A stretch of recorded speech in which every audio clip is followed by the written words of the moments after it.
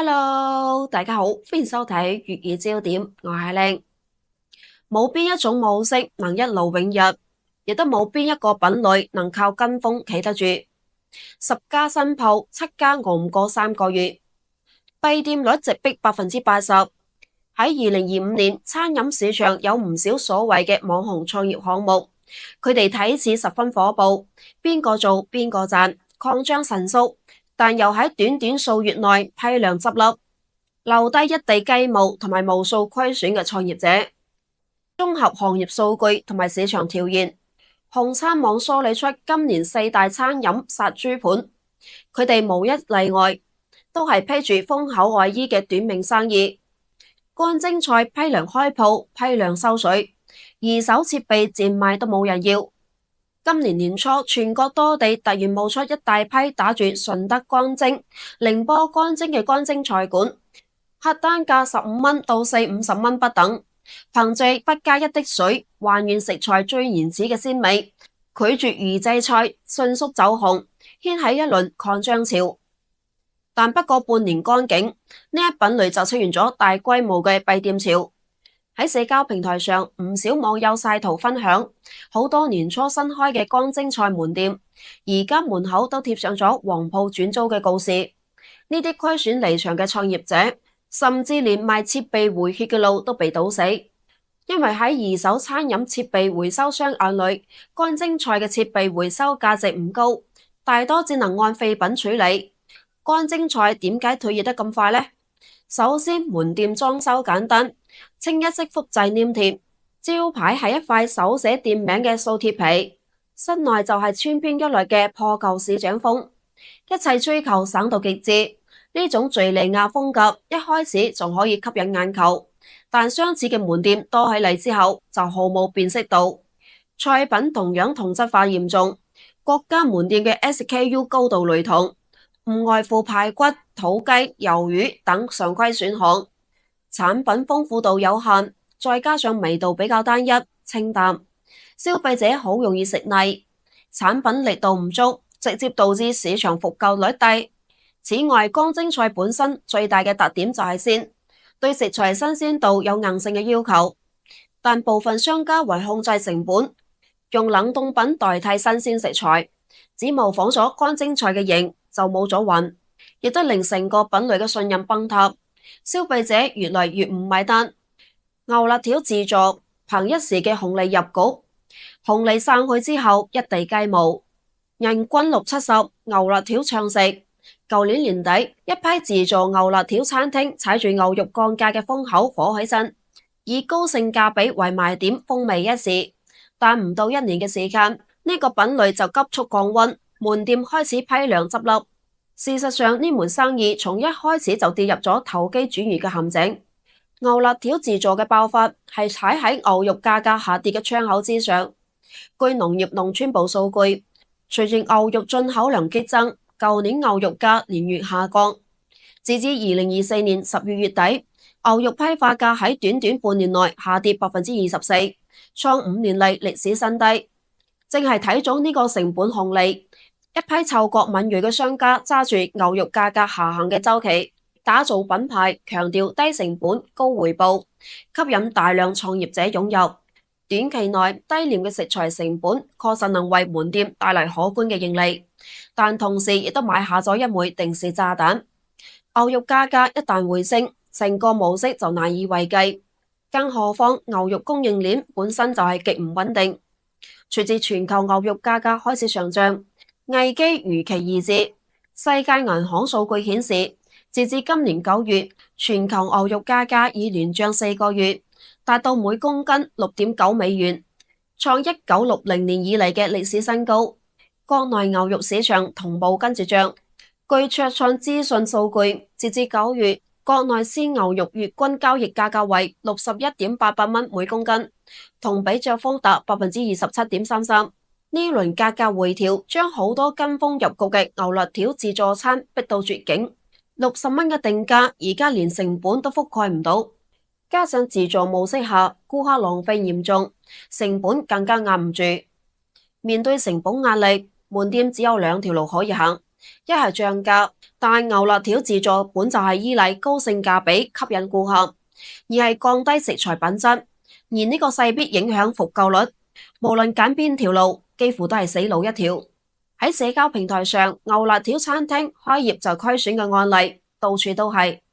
有門店開業2個月就蝕咗15萬，只憑一時嘅紅利入局，將盈利完全寄託於波動嘅市場周期，咁樣嘅生意注定難以長久。大窩滷菜一個完美騙局，專門收割韭菜，擺攤賣滷菜，月入10萬加。喺2025年初，呢類創業短視頻喺社交平台上泛濫成災，共同編織咗一個草根暴富夢。視頻內容幾乎係同一個阿媽生嘅，2個鐘賣200-300斤滷菜，月入10萬加。95後僆仔擺攤賣大窩滷菜，月入10萬係咩體驗？等等籌劃類似嘅宣傳話術，睇似草根嘅老細出鏡，配上攤前排起長龍，一大鑊滷味幾個鐘就買晒嘅場景，令唔少創業小白心喐喐。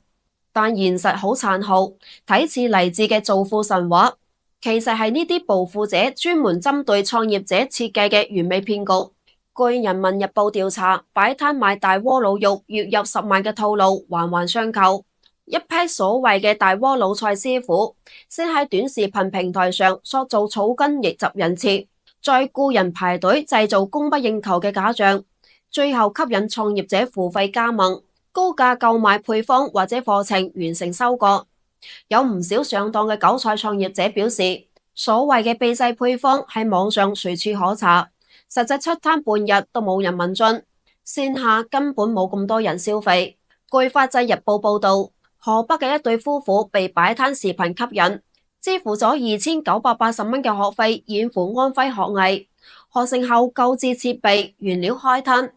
結果連續經營20幾日，生意始終冷清，日銷售額只有50-60蚊，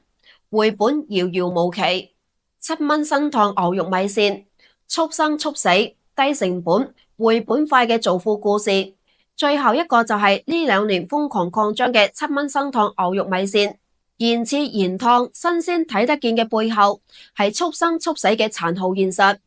近2年，大量創業者湧入7蚊生燙牛肉米線賽道，低客流、低成本、高流水、回本快係關鍵誘因。首先係低客單、高流水。7蚊生燙牛肉米線以7蚊鮮切吊籠為特色，一碗牛肉米線15蚊。加上小食配菜，客單價能控制喺20蚊左右，憑借低價吸引大量消費者，引發排隊，進而營造出高流水嘅表象。此前就有唔少生燙米線店表示，50平方米門店日均翻台超20輪，一日營業額2萬人民幣。其次，低成本，回本周期短，門店大都走極簡或者市井風，而且所需門店面積細。初始投資相對較低，一間50至80平方米嘅社區店，總投資喺15至25萬左右。有品牌甚至喊出最低6萬人民幣就可以開一間50平方米嘅門店。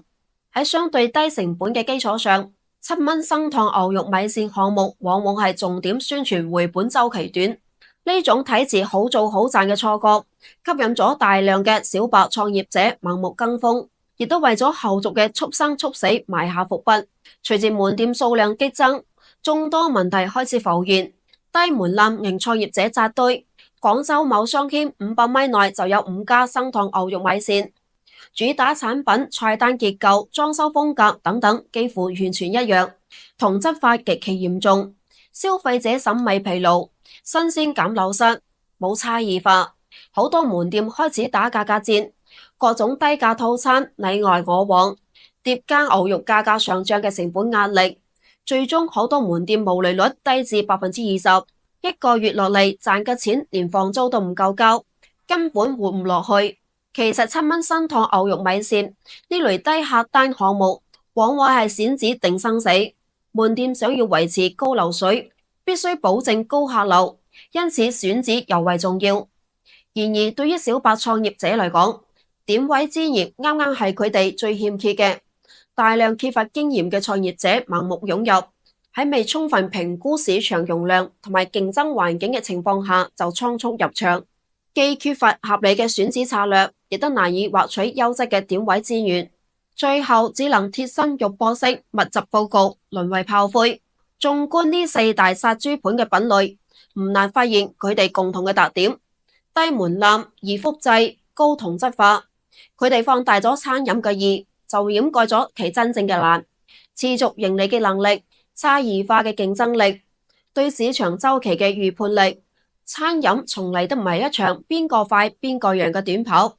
而係一場考驗耐力、洞察同埋運營能力嘅馬拉松。冇邊一種模式能一勞永逸，亦都冇邊一個品類能靠跟風企得穩。毫無調查同埋準備，盲目去投入某個項目，呢個唔叫投資，叫賭博。喺度亦都提醒廣大餐飲創業者，喺投身任何一個項目之前，務必請先問自己三個問題。你係咪真正理解呢個品類？你係咪具備差異化嘅競爭力？你係咪做好深耕其中而唔係賺快錢嘅準備？如果無法俾出答案，咁就需要懸崖勒馬。畢竟大家開餐飲鋪係為咗賺錢，而唔係為咗成為人哋故事入邊嗰頭豬。今期嘅節目就到呢度啦，感謝大家收睇。如果鍾意我嘅節目，請訂閱支持，多謝。我哋下期不見不散，拜拜。